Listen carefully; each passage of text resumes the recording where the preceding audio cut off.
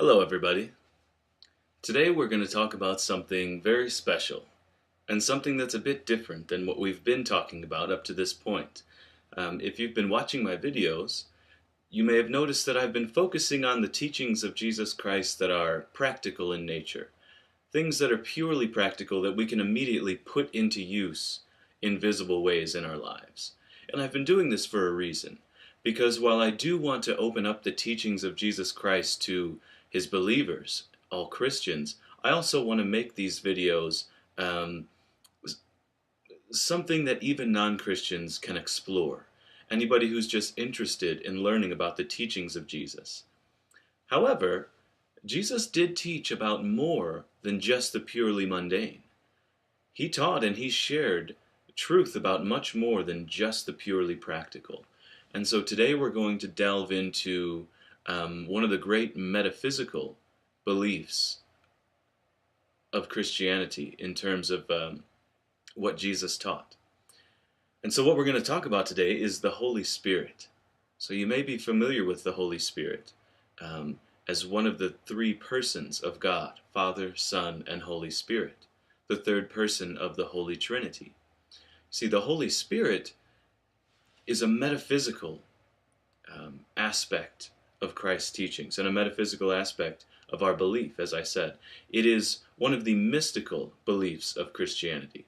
The word mystical simply means that we believe that the spiritual world can be manifested in the physical world, and spiritual things can have an actual impact in the physical world. For example, when we say that we believe in miracles and believe in the miracles of Jesus, that is a mystical belief. And so the Holy Spirit falls into that category. So let's just talk about three brief passages where Jesus gives us a glimpse of what and who the Holy Spirit is.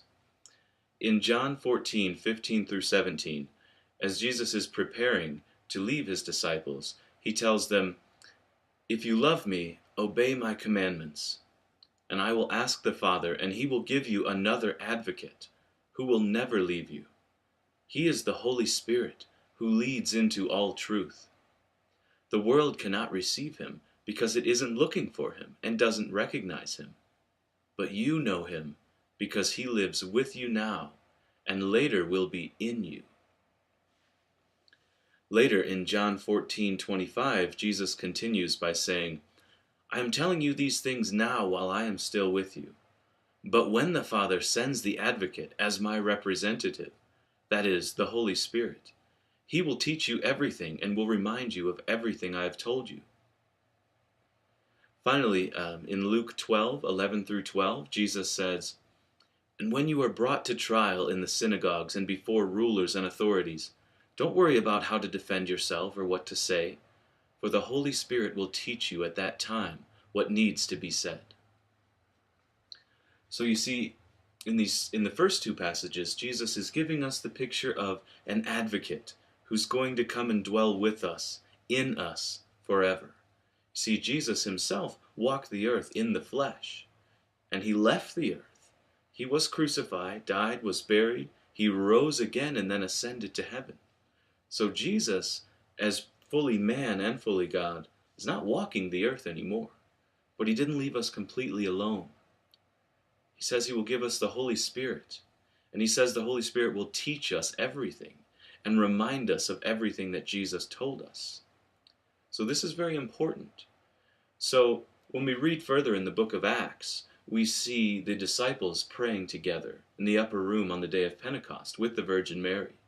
And they're praying for this Holy Spirit. They're praying for this advocate. They're praying to Jesus, "Send us the advocate." And he does. And I encourage you to read through that passage in Acts for yourself. It's a beautiful passage. And the first thing that the Holy Spirit does with Christians is he gives them the power to speak in all different languages on the day of Pentecost in Jerusalem to proclaim the light of Christ. You see, in Pentecost, there were Jews coming from all surrounding regions speaking many different languages to celebrate Pentecost in Jerusalem. So the Christians are praying together in the upper room. The Holy Spirit comes upon them, and now all of a sudden they're preaching in their own language, and everybody is hearing it in his native language. That's just kind of the first glimpse of what the Holy Spirit does. But the Old Testament works also record the Holy Spirit at work in many people's lives. Not just Christians, but people way before Jesus Christ. So the Spirit is something that has always been with us, but has a special mission from Jesus Christ after he ascended to heaven. A special mission to dwell with us, to teach us things, to remind us of things, to guide us. You see, the Spirit, we believe the Spirit dwelling in us is our guide, our teacher. He convicts us when we're doing wrong. He encourages us on the right path. He leads us on the paths of wisdom. He consoles us. It's the very Spirit of God. There's another passage that I really love that says who knows the inner heart of a man except his own spirit? And the Spirit of God knows the very depths of God himself. So the Spirit dwelling within us, guiding us, teaching us, encouraging us, that same Spirit knows everything there is to know about the Almighty Creator. So it's very interesting. That is what Jesus left us. His very Spirit that knows him as well as he knows us and dwells within us to teach us. So I want to touch on a couple things really quick for those who might not be familiar with the Holy Spirit. We believe that God is one God in three persons. So we are not pantheists, or we do not believe in more than one God. We do not believe in three gods. We believe that there is only one God. However, God has chosen to reveal himself to us in three distinct ways: as the Father, as the Son, and as the Holy Spirit. That's not to say he couldn't reveal himself to us in 1,000 different ways, but he chooses these three.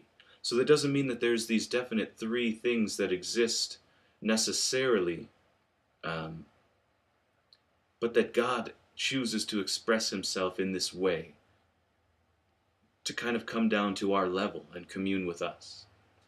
So another interesting thing about the Holy Spirit is different Christian traditions believe different things about when one receives the Holy Spirit and how one receives the Holy Spirit. Catholics, for example, believe that one receives the Holy Spirit the moment he's sealed with oil after baptism.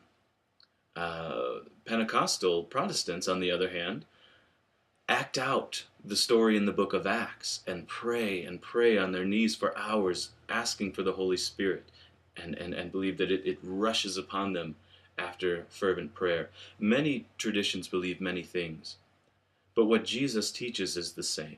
You see, at the end of the day, it doesn't really matter exactly when the Spirit enters us or how. The actual metaphysical mechanics are not as important as the fact that God dwells in us in the person of the Holy Spirit. So, friends, in all that we do, when we listen to the teachings of Jesus Christ, when we meditate on these things, and we try to align our hearts and minds with the teachings of Jesus Christ, as a Christian, it is the Holy Spirit who allows us to follow through with these things. When we read about turning the other cheek, when we read about taking care of the poor, when we read about unconditional forgiveness, these things are not possible for a human to do by himself. But if you ask for the Holy Spirit, God will give you the Holy Spirit who will allow you and help you and strengthen you to do anything that Jesus has asked you to do through his word and through these teachings that we're discussing together. So, and at the end of the day, God is greater than all of our traditions and all of our denominational differences. And at the end of the day, God, the Father, and Jesus, the Son, can grant the Holy Spirit to anyone whom he chooses, in any way whom he chooses. We don't write the rules. We just get the joy of living with the very presence of God in our hearts. So this week, let's think about that as we go along and as we try to walk the path of virtue.